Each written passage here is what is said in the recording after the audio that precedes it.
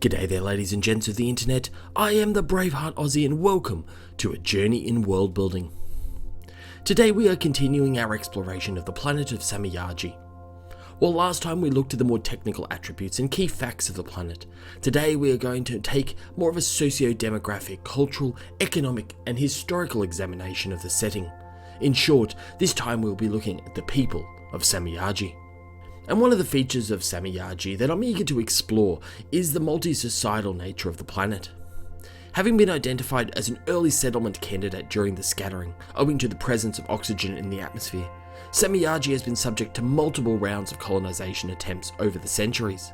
And despite many of these failing due to the presence of dangerous life forms on the planet, several of the pods survived and managed to establish beachheads on the planet. At the time of the initial scattering, individual pods were primarily comprised of single socio-cultural groups that were recovered and rescued from around lost Earth and then were sent wholesale to other worlds as on settlement pods. This is different from later scattering and more recent colonization efforts that originated from planets where there is an almost universal level of multi-ethnic and multicultural integration. This makes Somayaji and its three culturally unique and distinctive societies something of an outlier in the diaspora. These three societies, which I have begun to allude to in the last lore video, are also biome focused, reflecting different landing zones and different degrees of successful adaptation to the unique attributes of the planet. The first of these societies is an African-based culture called the Ngali. Drawing their heritage back to Nigeria and parts of West Africa, the Ngali live in extended family or tribal groups in the planet's pervasive jungle biome. The dangers of the jungle's undergrowth, which we will explore in greater detail next week, meant that they had to adapt to living a technologically advanced, albeit nomadic, lifestyle.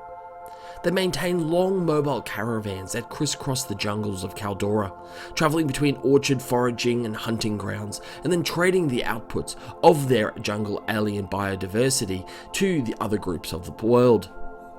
Despite the semi-nomadic nature of the Ngali, their population now exceeds more than 10 million people, with the average caravan being home to in excess of 10,000 residents at a time. The main permanent Ngali settlement is that of Abupan.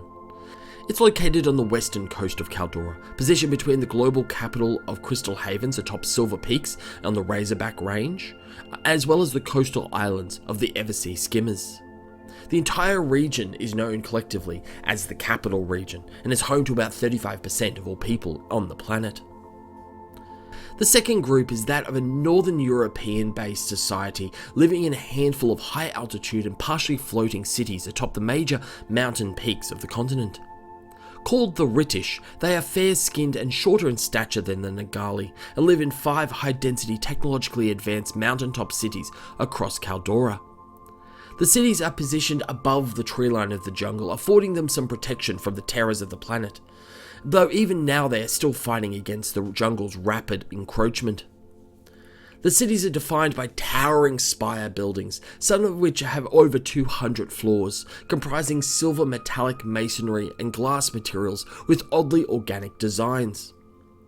The base of the cities are more traditional stone and glass, and are built around tightly packed street grids owing to the lack of a major land area for development.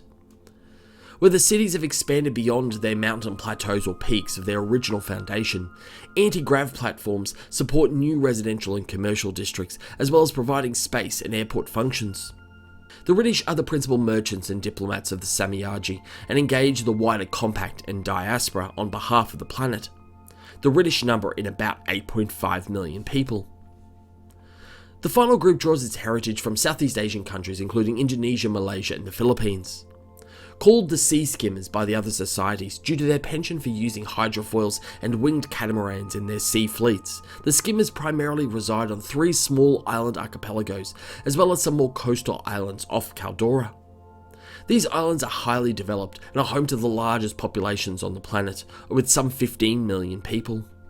However, they are located in very disparate points across the Eversea, meaning that they effectively function as independent city-states, albeit culturally and socially interconnected. The primary driver of this interconnection is that of the fleets of the Skimmers. The Eversea is expansive, and its natural bounties ranging from fish to whale analogues and aquatic vegetation are highly valuable. Trade with other societies in between the archipelagos is prodigious, and hundreds of large anti-grav vessels travel to the capital region from across the Eversea every day. One element that I'm eager to incorporate into the story of Somayaji is the interrelationship between these three people. Given how challenging living on the planet is, despite its relative habitability compared to other places in the diaspora, each of these societies independently recognise the importance of positive mutually benefit relationships with each other. These relationships are primarily reinforced and forged through people-to-people contacts by younger members of each of the societies.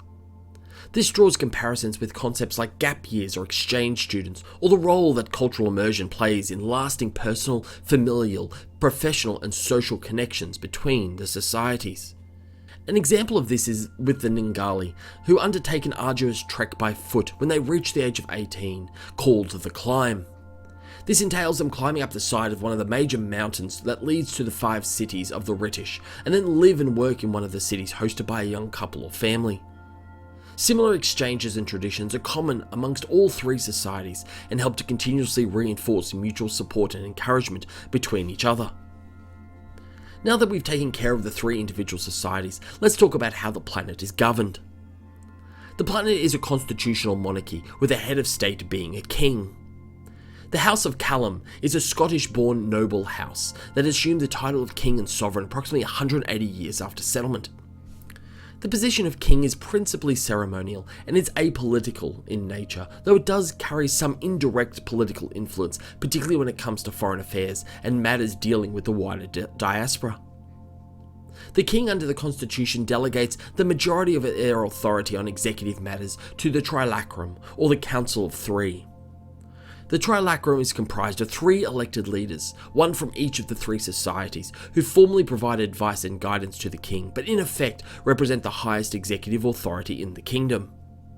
Day-to-day administration is, however, highly devolved to the individual societies and major settlements, each of whom operate different styles of regionally based representative governments depending on the distribution or centralisation of their populations. For example, the Ritish operates city councils, not dissimilar to Earth representative democracies, while the Ngali and Skimmer societies rely more on either familial or command-based governance structures, depending on their arrangements. The capital of the planet is called the Crystal Haven, and is located at the top of the Silver Peaks in the capital region, which is the largest of the 5 Ritish cities. Its preeminence reflects its altitude, with the Silver Peaks being the highest mountain on the planet, affording the Crystal Haven the physical and symbolic proximity to the compact and diaspora-wide trade and diplomacy. It's also the single largest interstellar and interplanetary planetside port, and also manages and governs all interplanetary installations and assets beyond Somayaji's orbit. The economy of Somayaji is technologically advanced and export-oriented, with a strong focus on maintaining positive mercantile balances from anti-gravity technology trades and natural product exports, such as food, medicinal supplies. Orbital ship production is also prodigious. The planet is one of the 2 founding planets of the Compact and therefore has developed an extremely close relationship with that of the Coalition, which maintains one of its main banking and finance headquarters in the diaspora in Crystal Haven. Somayaji maintains a navy comprising of up to 30 frigates and destroyer-class vessels. This places it 3rd after Janfar and Galador in terms of its planet navy, though its effective combat strength is significantly greater owing to its centrality within the Compact, as well as its capacity to leverage mercenary and guns for hire from coalition forces. As of the 27th century, the planet has a Socio-Economic Status, or SES score, of 1.25, which represents a quality of living of the average human prior to the War of Cataclysm on Lost Earth.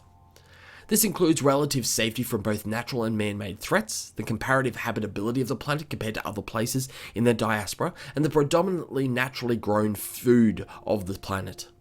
The planet is also supported by an extensive trade relationship, owing to its position as one of the core worlds of the Compact, which has helped to drive its SES to one of the highest in the galaxy. And that, ladies and gentlemen, is where we're going to leave the episode here today. There's obviously so much to unpack when we talk about the community, economy, and government of a planet, but hopefully this gives you an interesting overview of the unique attributes of the world. If you are interested in being part of the community, make sure you go and drop a comment in the section below, subscribe to the channel, and also go and check out our Discord link where you can come and participate in different discussions that are taking place as we develop this world. Finally, go and check out our World Anvil link, which is also in the description below, and if you'd like to support the channel, we also have a Patreon. But that is it for today, ladies and gentlemen. Thank you so much, hope you all have a wonderful day, and may the journey continue.